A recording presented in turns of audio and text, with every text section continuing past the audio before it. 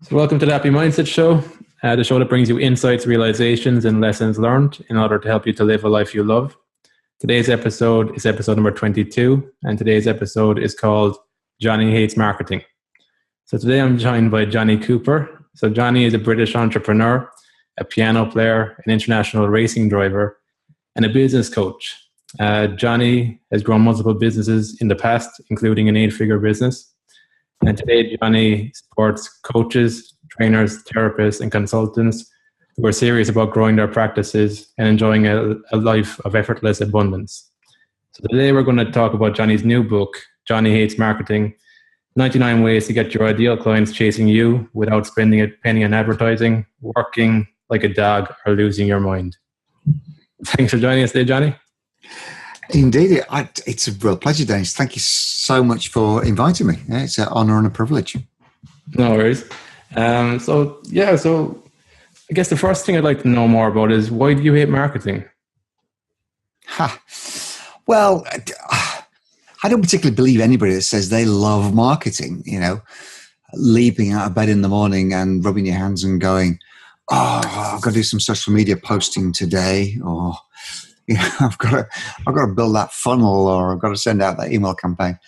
It's a means to an end, isn't it? We enjoy what we get from it. We enjoy the interaction with our ideal clients. We enjoy the impact that we can make if we market ourselves successfully. And, ultimately we enjoy the financial benefits from building a thriving practice and marketing effectively. But I just think the nuts and bolts of marketing, if not overwhelming and scary, which I know they are to many people, are just pretty boring. It's pretty boring. I don't think immersing yourself in any of the stuff that I just mentioned and saying, I really enjoyed that. It's just something you do because it's a means to an end, isn't it? And you get yourself in a position then where you impact on people and earn some money. Mm.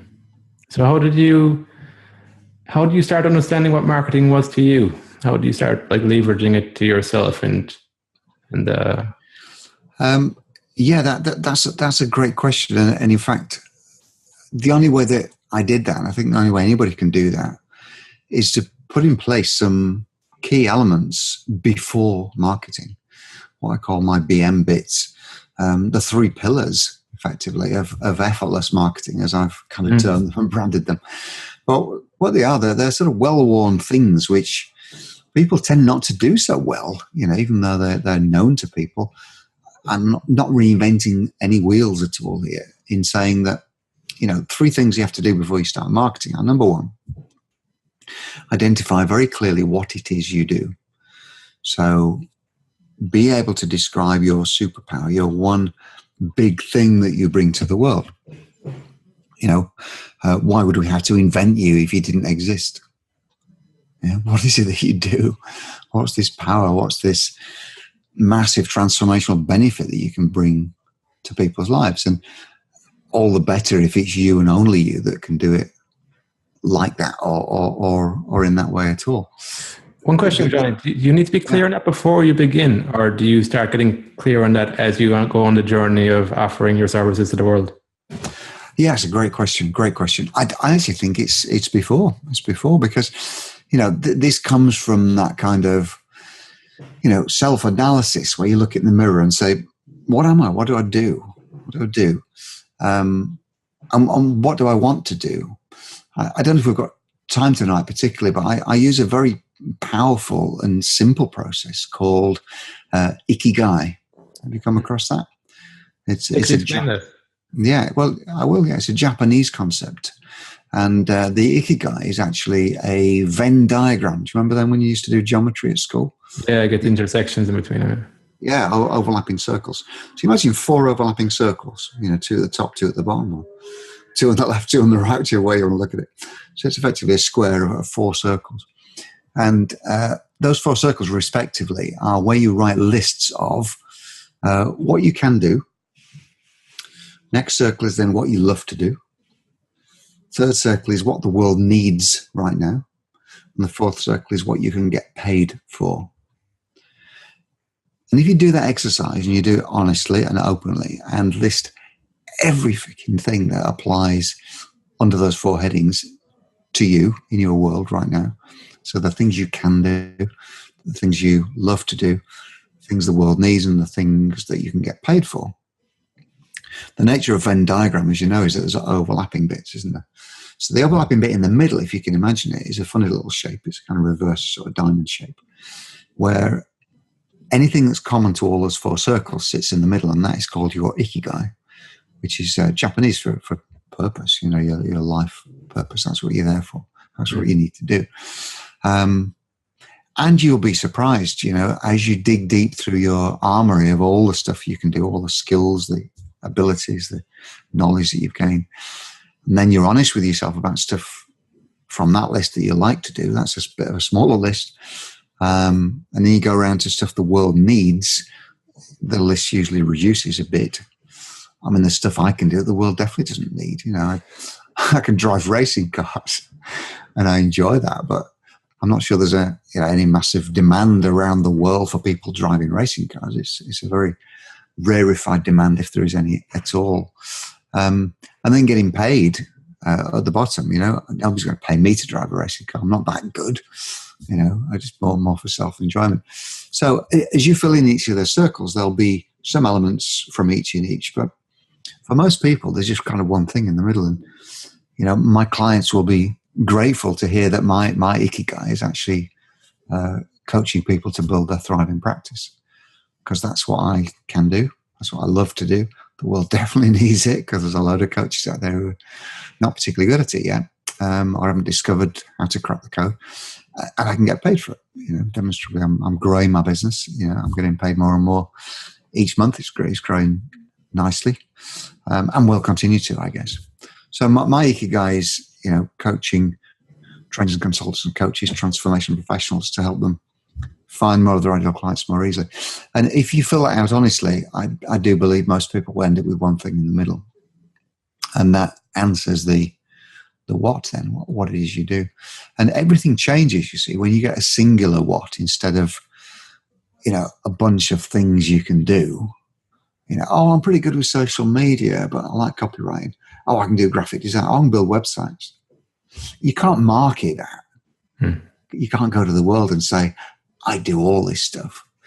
Because A, nobody believes you, and B, who do you market it to anyway? Because they're not going to be the same people who want graphic design and want websites and want social media all at the same time. So everything changes when you get that clarity on your true purpose, on your ikigai, on your what. And that's the first 3 pillars. When you've done that, you and perhaps as part of that process, you've got some insight into who you're going to do it for. So, you know, the corny old client avatar kind of thing, you know, that I guess you've come across before, and everybody listening will have heard that expression. But you've really got to, you know, do that process very deeply and very comprehensively, you know, on steroids sort of thing, you know.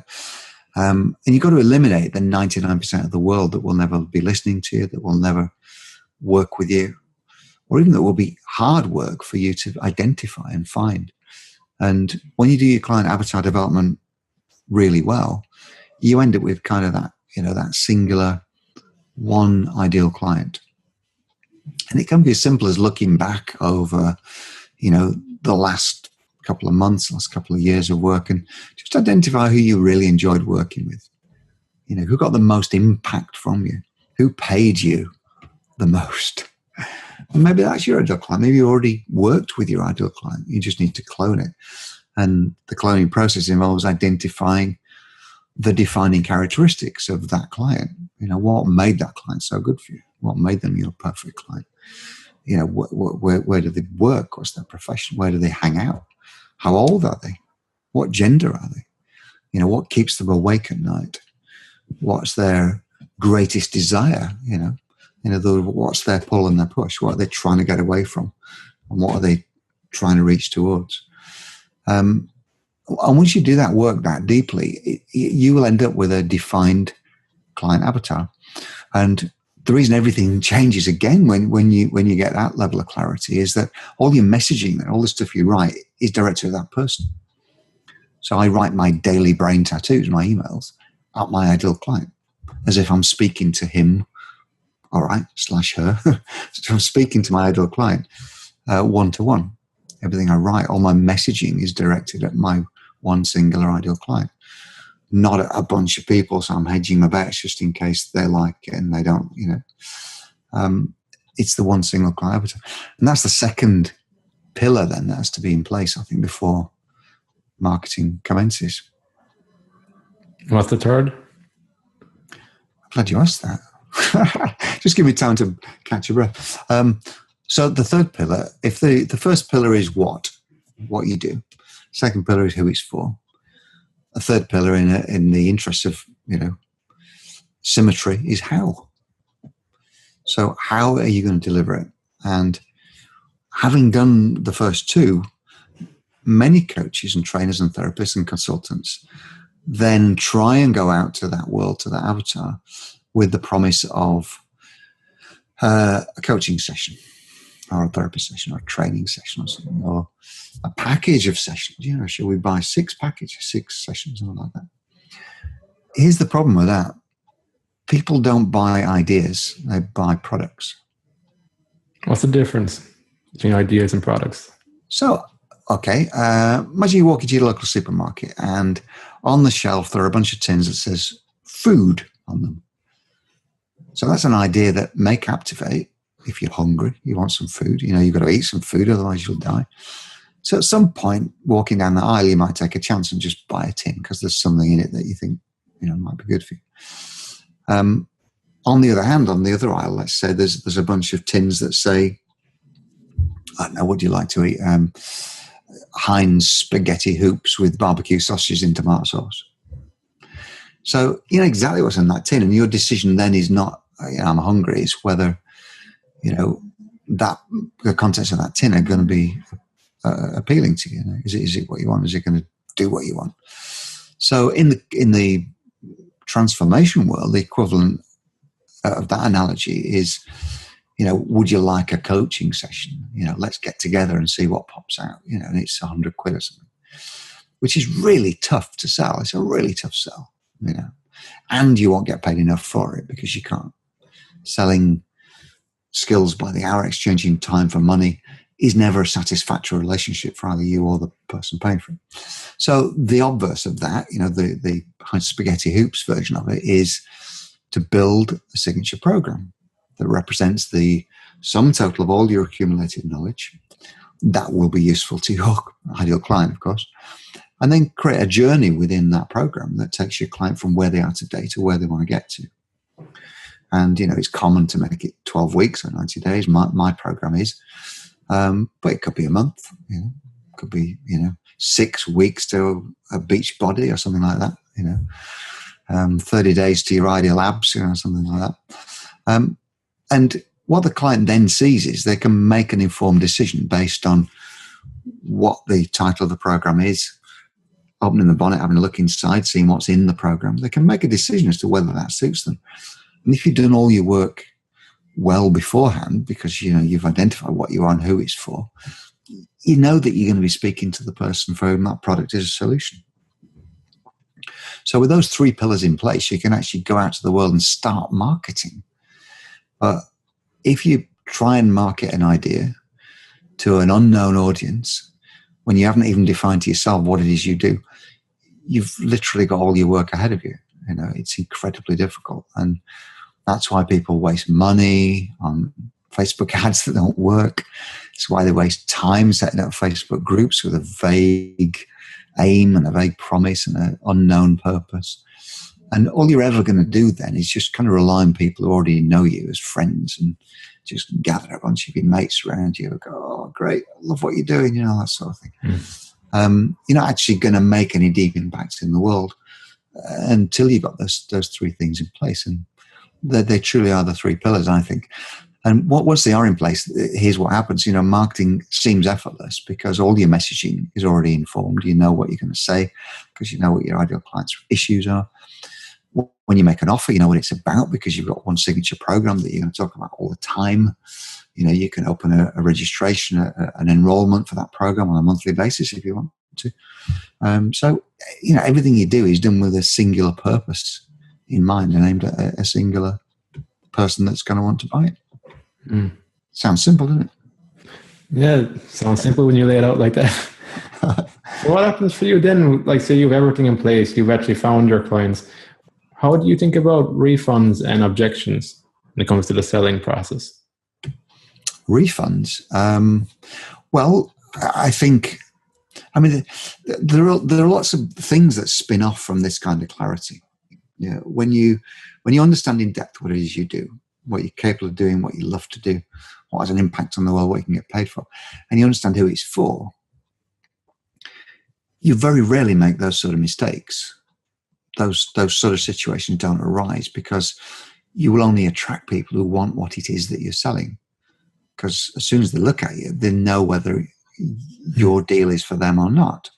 So the client's kind of self-select.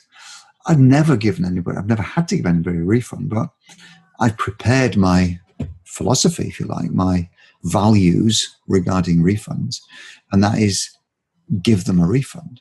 Mm. Because if you've got it wrong to such an extent that somebody says, I've made a mistake, this is not for me, I want a refund, that's not their fault, that's your fault. So what I will do when that happens to me, I'm genuinely saying it, in over 100 clients who've been through this program, nobody's ever asked for a refund. But if anybody ever did, I would say to them, thanks for that. I'm sorry I got it wrong on this occasion. Just go into a bit more depth, if you will, as to why it didn't suit you. What went wrong? What did I do wrong? And here's your money back. Thanks very much. And thanks for helping me to improve my offering so that I don't make this mistake again. So that for me is the only right approach on refunds.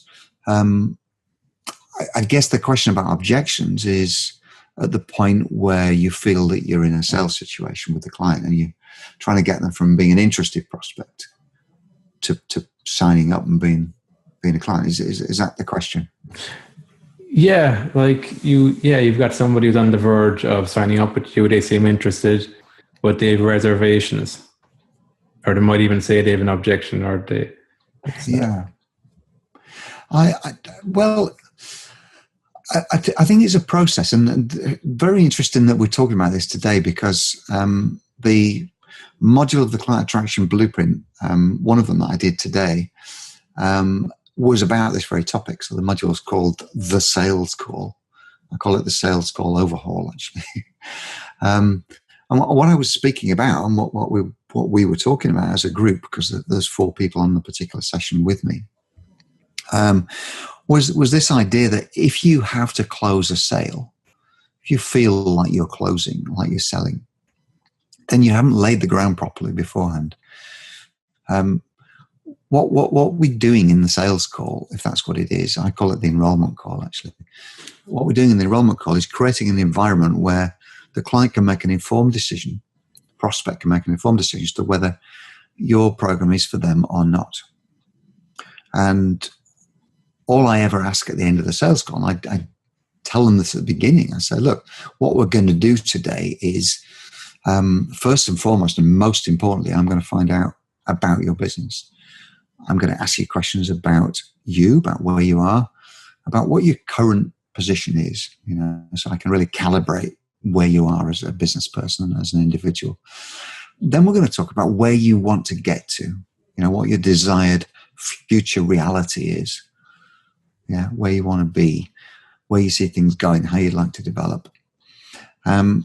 If we then agree at that point that my program can help you get from where you are now to where you want to get to, we're then going to talk a bit about what the program is, the program itself. I'm going to tell you all about it. I'm going to open the bonnet on it, tell you what you'll get, and then I'm going to tell you how much it costs, how much it will cost to enroll today. Now, all I ask at the end of this process is that you give me a yes, Jonny, I'm in, or a no, it's not for me right now. Is that okay? Mm. So 100% of the time, the person you're talking to says, yes, that's fine. And then you just go through that process. You find out about them, with your ears and mouth operating in the 2-to-1 ratio. Yeah, you've got 2 ears, 1 mouth.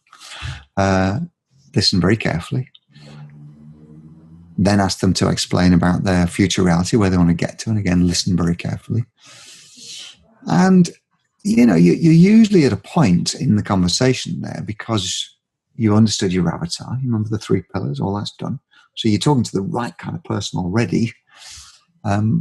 You're at a point there where you can say, well, look, I think from what you've told me, I think that this program is going to be a fit for you and it's going to work. Do you want me to tell you about the program? I'll go, yeah, great. Next 20 minutes of the 1-hour call is talking about the program, calibrating how that's landing with them, how they're understanding it, asking questions. How's that sound? Yeah, great. Anything so far that you don't think will work for you? No, it's all good. And at the end of that, you then have permission, don't you, to say, well, how do you feel about it? And they go, it's great. How much is it? And you go, well, here's how much it is. In my case, the conversation goes, it's 2,497 quid, 24.97. It's my program cost. What's where do we go with that? Is that something that you want to do right now, or are you not ready for it yet? And they've already agreed, an hour ago that they're going to tell you. 70% of the people that you ask that question to go, yeah, I'm in, let's do it. Mm-hmm. The other 30% go, it's not right for me just now. And do you know what? Either way, it's fine. Either way is fine. Because, you're going to have more of those conversations, more of those calls. And the 30% who say it's not for me right now, obviously there's a bit more engagement at that point. So you're going, well, okay, well, why not? What's stopping you? Somebody this week actually said, no, it's not for me right now. I can't do it. And I said, why? She said, well, I'm a single mom, as you know, and I knew that. She said, the kids are breaking up next couple of weeks. And I've got to look after the kids for the summer holidays for the 6 weeks. I can't commit to this program. I said, when do they go back to school? She said, well, 4th September. All right. So I've got an intake in September starting on the 11th. I've got a new program starting then. She goes, oh, okay. So should we get you booked on that? Yeah, fine. Deposit, ready for September, Now, I'm not saying that to say, what a smart-ass salesman Jonny is. I mean, this is all just common sense, isn't it? When you ask somebody what the block is and they tell you, if there's a way you can overcome that and you can satisfy them, then fine. But I look at sales a completely different way to how most people look at it. People who regard themselves as a salesperson think of the sale as a one-sided process. So I have to win this sale. And what's the opposite of winning? Losing. Yeah. Losing, right. So when you get this win-lose mentality, are you actually saying that there's, in you and the client, there's 2 sides of that? So you win the sale, they lose what they're paying you? I don't know. I don't know how that would even work. For me, if I'm not smart enough to position my offering in a way that the client wants to do it and they go away, then I've let that person down. I really let that person down because there's only 2 other things that's going to happen at that point. They're not going to buy from me. They're either going to buy from somebody else who isn't as good as me. And Dennis, if you and all your listeners don't believe that, then you should do, right? Anybody else that they try and buy from isn't going to be as good as you because you're the best at what you do, aren't you? Or, even worse, they're not going to do anything. They're not going to take any action. And this time next year, they're going to be in the same position that they are now. They're not going to progress. So, by not getting all this in place and by not positioning an offer that the client wants to buy right now, you're letting them down. You're letting them down. I don't want to let people down. I want to impact on as many lives as possible. I've got a mission written on my wall that I want 100,000 transformation professionals to benefit from what I do by 2025. That's my brand mission. Did that vision come from your 3 pillars from doing the work? It came from the realization that by productizing my services, I've got an infinitely scalable business, Dennis.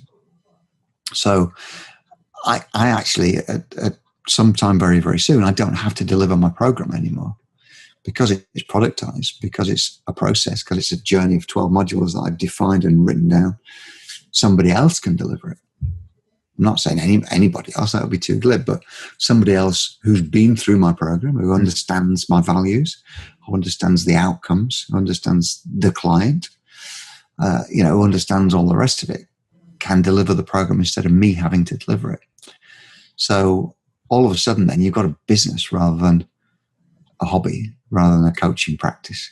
You've got something that is infinitely scalable because you're limited then only by the number of people you can find to deliver the programs for you. And I just had a bit of a vision today when I was talking with my clients in this wonderful little group with 4 people. I had a vision of what my life would look like and what the world would look like if I had 50 of those programs all happening today, all at once. So not just me doing one, but 49 other people delivering them in parallel. Yeah.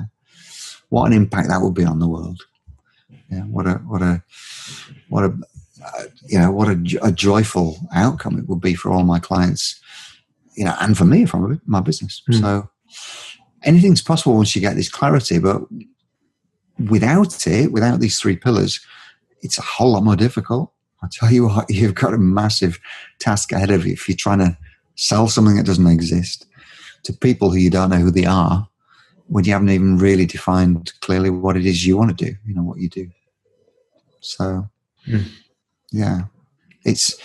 When I talk about effortless marketing, I haven't got any marketing hacks, marketing tricks. I'm not talking about gaming the Facebook algorithm or something like that. I'm just talking about putting your world in order, putting your business in a place where it's genuinely scalable and you've got something to sell. So like if somebody wanted to scale a business, it seems like it becomes less about the person, the founder, and it becomes more about the business, making yourself redundant around the scalability of the business. Is that the way you see it, or?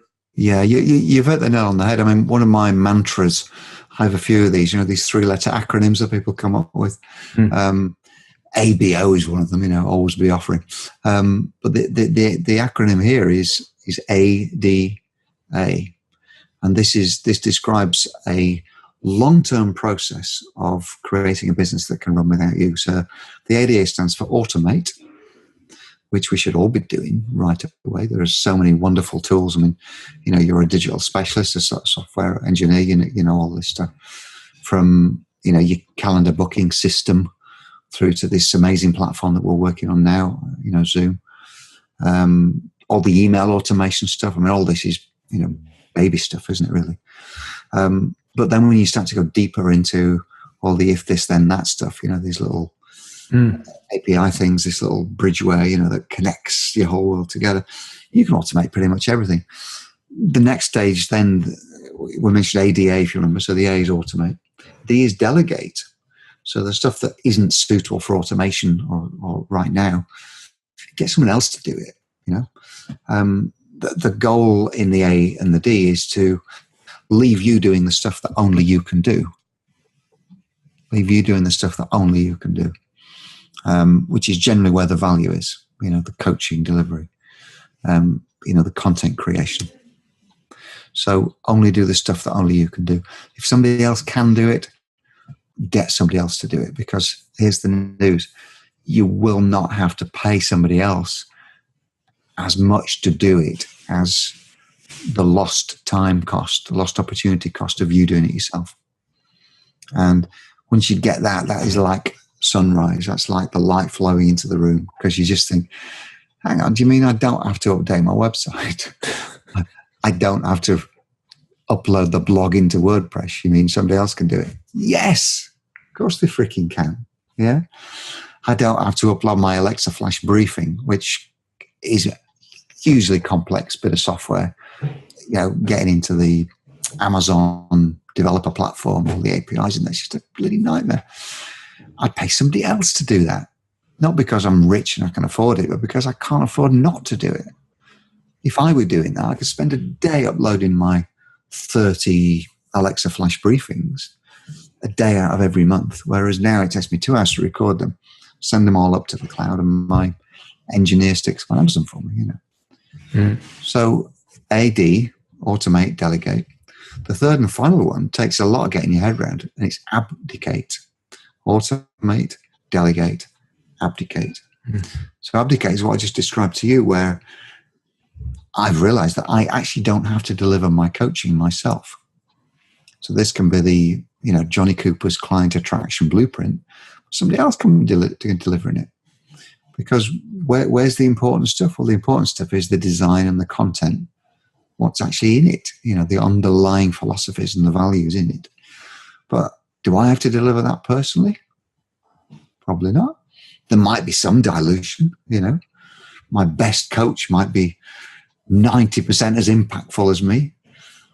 There might be a range from 75 to 90%, But hey, I want to scale my business. So the idea of me, delivering 40 of these programs a week, that's just impossible, isn't it?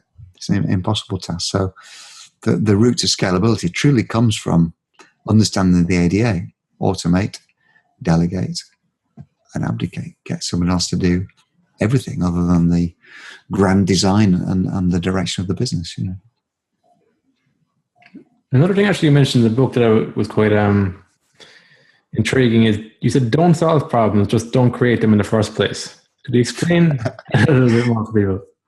I'm glad that one landed. Yeah, actually, just for the listeners' benefit, we're talking about my book, predictably called Jonny X Marketing. I'm not very imaginative. I've kind of carried this sort of coherent brand through everything I do. So the book is on Amazon now. It's called Jonny X Marketing at £14.99 in pounds. I don't know what it is in euros for you Southern Irish people, but round about the same, I imagine. It's interesting you pulled that one out. So it's one of the early ones. I just had a thought about problem solving, and what inspired me to write that was I was at a networking meeting with a guy who very proudly announced that his core skill was firefighting, as he called it. He's very good at getting on top of problems, and he saw that as almost his USP. Everyone got a chance at this meeting to stand up and do their little elevator pitch, if you like. He said, I see myself as a problem solver, and solve problems.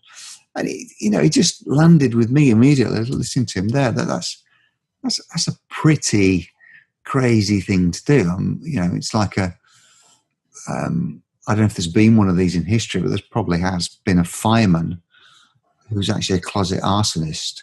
So he goes out and sets fire and then runs to work, and the bell's ringing, he gets in the fire engine, goes and puts it out. That would be a crazy idea for a TV show, wouldn't it?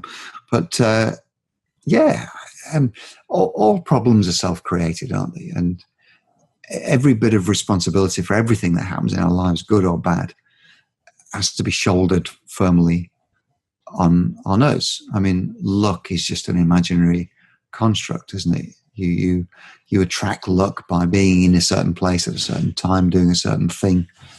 Even winning the lottery is down to the fact that you bought the ticket, isn't it? Mm-hmm. So it's not 100% luck. You have to buy the ticket in the first place. So I think just to answer your question, it's better to create a world for yourself where you're in control of all your inputs. You know what the likely outcomes are of those inputs. And don't congratulate yourself for solving problems. Congratulate yourself for living a trouble-free life, a stress-free life, a life that's just full of joy and abundance and not full of awkward situations that you've created for yourself. And does that tie into, because you mentioned in the book too that if you do the stuff that actually makes you happy, you'll be more productive and more profitable. I think that flies in the face of popular kind of conventions sometimes. Can you explain that a bit more? Because it was something that I was like, if that actually works, it's quite liberating for people. I don't know if there is an argument against that, is there? Don't forget we're speaking to people who have chosen to create a business for themselves. Now, I accept that if you've made a choice to go and work for somebody else, what was the quote I saw the other day? Yeah.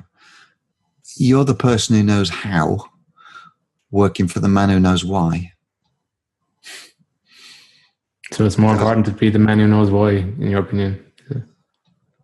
I don't know if it's more important. I mean, it's potentially a more fulfilling path, isn't it? But here's the thing. When you decide to create a business, to go into business, whatever you want to call it, be self-employed, you're actually creating your own little world. You build your own little world where it's your game and it's your rules. So why on earth would you create a game for you to play which is anything less than joyful and rewarding all the time? It baffles me how people are in their own businesses getting stress, God forbid, having heart attacks, strokes, dying early, business is not doing so well, we're in dire straits.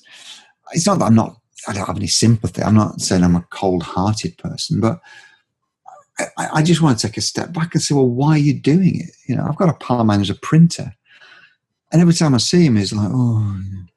And I'm not being regionalist here, but the West Midlands dialect lends itself to moaning, shall we say, more than other people. And he'll say to me, oh, it's terrible. It's terrible. It's a bloody nightmare, this business. It's a money pit. It's a money pit. And I just say to him, well, why are you doing it? Well, what else would I do? I go, well, I don't know. What else would you do? Let's make a list.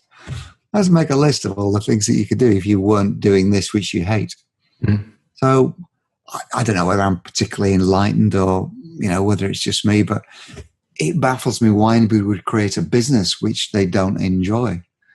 You did that. You did that. It's nobody else's fault. Do something else. Stop it, So, and again, I'm not being oversimplistic. I'm not being.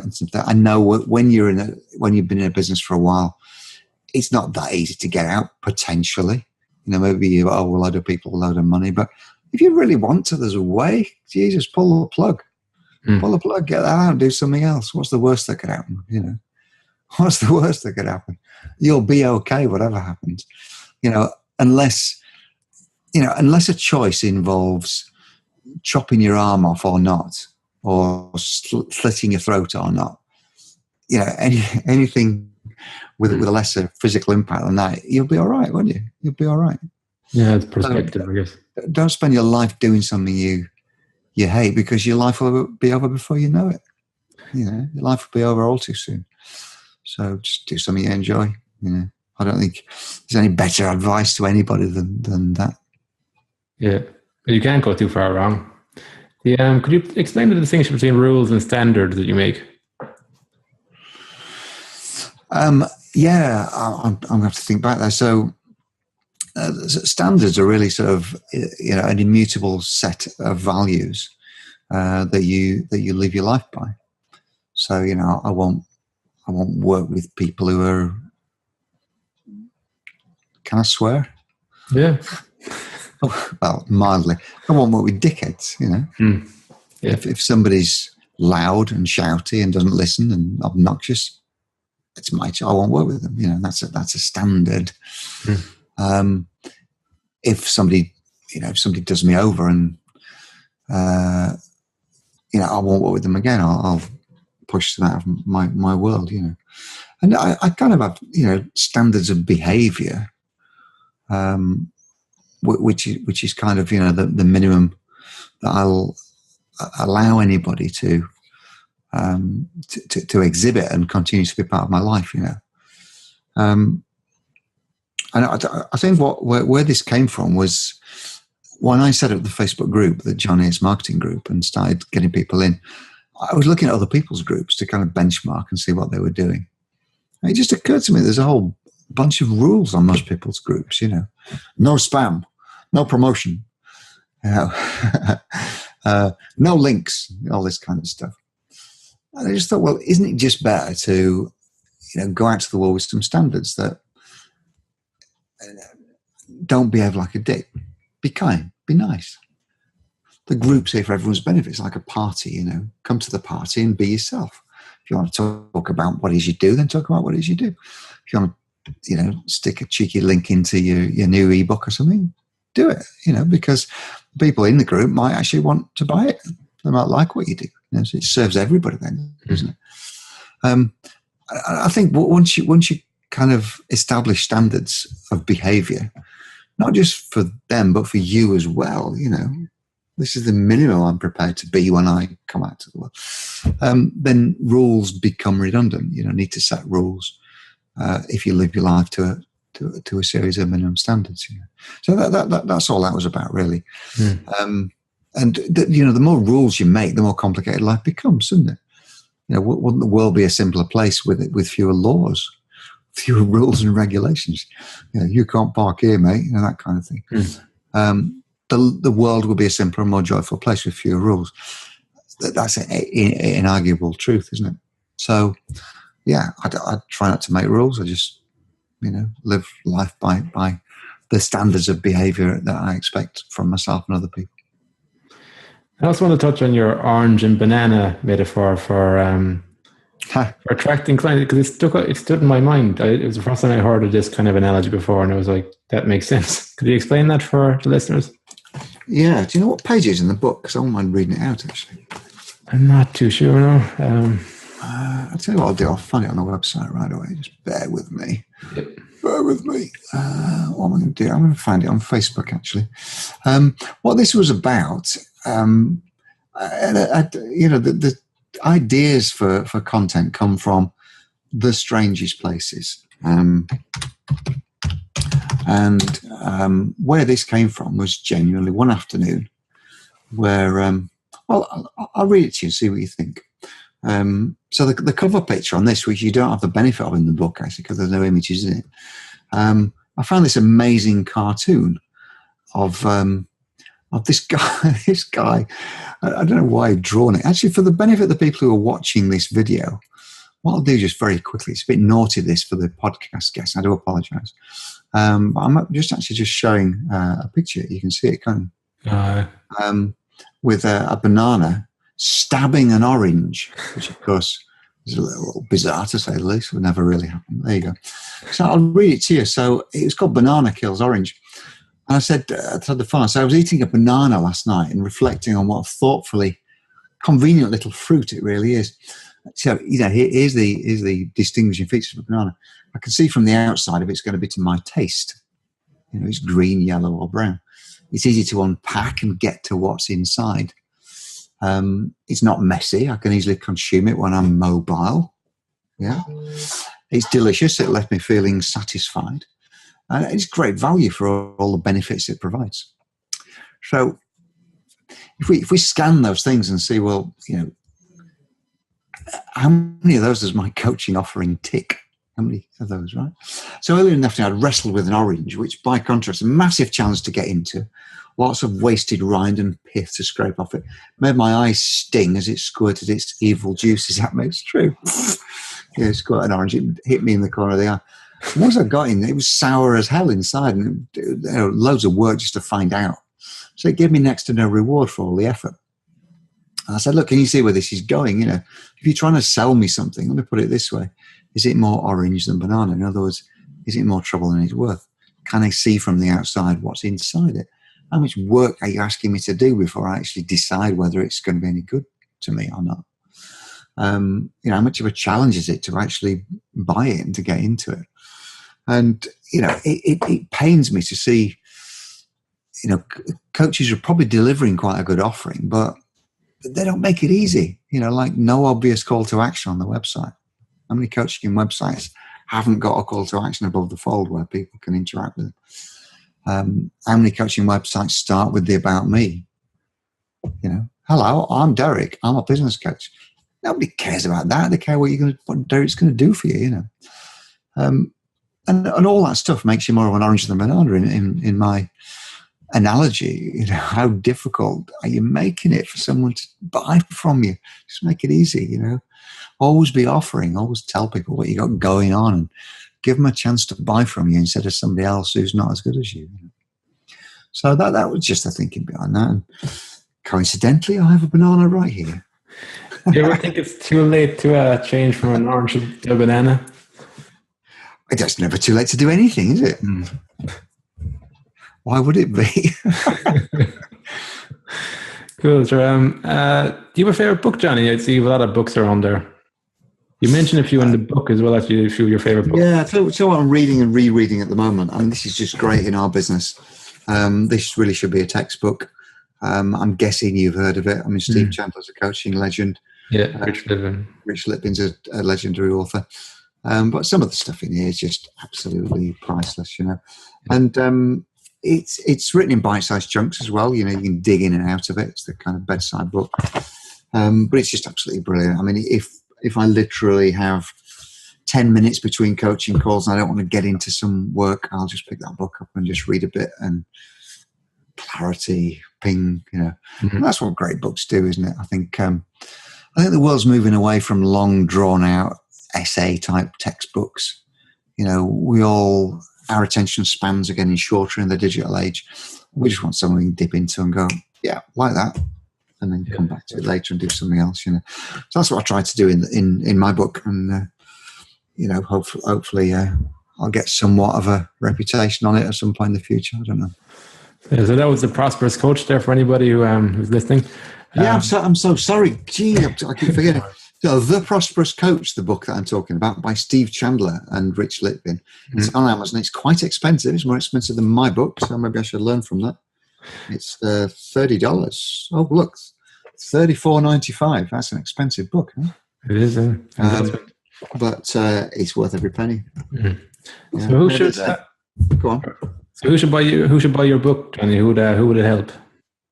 It is unashamedly for transformation professionals like me and you, Dennis. It's for coaches, trainers, therapists, consultants, anyone who delivers information and transformation to their clients. And it's part of the bigger picture of the whole Jonny X marketing piece, which is a blueprint for a thriving practice, really.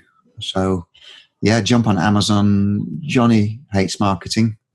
It's searchable. It is findable. The Amazon search bot has already been kind to me. So if you just put in Jonny Hates Marketing, it'll find it. And you've also got flash briefings as well. They'll find on Amazon as well, I think, don't they? Yeah, exactly. I mean, that's another whole podcast in itself, isn't it? Yeah. But the podcasts, the Amazon flash briefings are micro podcasts. And what really appealed to me about it is it just seemed a really lazy way to get a bunch of spoken content out. I'll tell you what I mean by that. I write every single day, and my daily brain tattoos go on my website as micro blogs. They're about 100 words, 150 words each. They go to my email list, so that's the second repurpose, if you like. I publish them as a Facebook post every day. I post them as a LinkedIn post, so already 4 things that I do with them.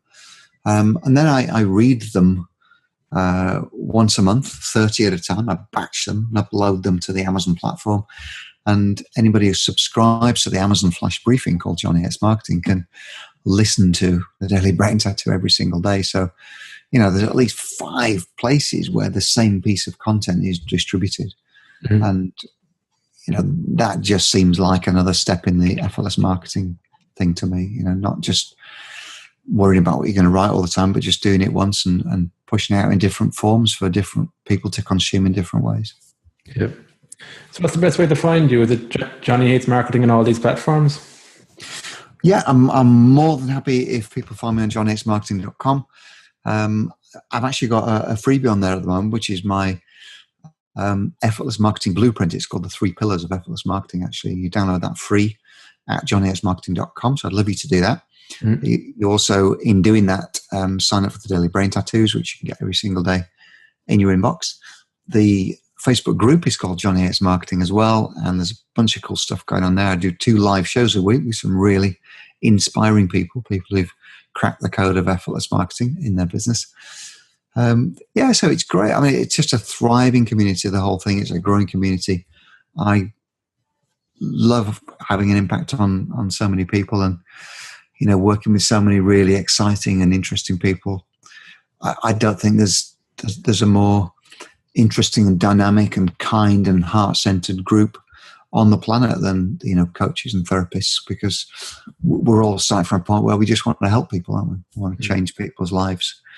And if I can just make it easier for people to do that, then that just seems like a mission for me for the next few years at least. Cool. I think my last question would be, what would you like people to remember you for? Yeah, I'm not ready for a eulogy yet. Thank you very much. I don't know. I think being remembered for something is better than being completely forgotten. But in a very real sense, it actually doesn't matter, does it? Because, my awareness of anything after I've died will be just the same as it was before I was born. I won't exist. So if the world's a better place, then I guess I can die happy. Yeah, if I've made the world a better place. So that would be a pretty cool thing. I suppose if people were saying, good old Jonny, he made things a little bit better. Cool. Great, John. Yeah, it was great talking today and giving us some insights into marketing and effortless marketing for people. So, my pleasure, Dennis. Cool. And then, anybody, I'd recommend them to read a book. I've read it myself and it was a great read. Simple, concise, and lots of wisdom nuggets inside there. So, thanks so much, Dennis. I'm massively flattered by that. I'm just really pleased to be here as well. So, Jonny S Marketing, the book's called, as is the website.com, and the Facebook group called Jonny S Marketing too. So I'll see you all on the other side. It's been a pleasure. Cool. So until next time, have fun and enjoy the process.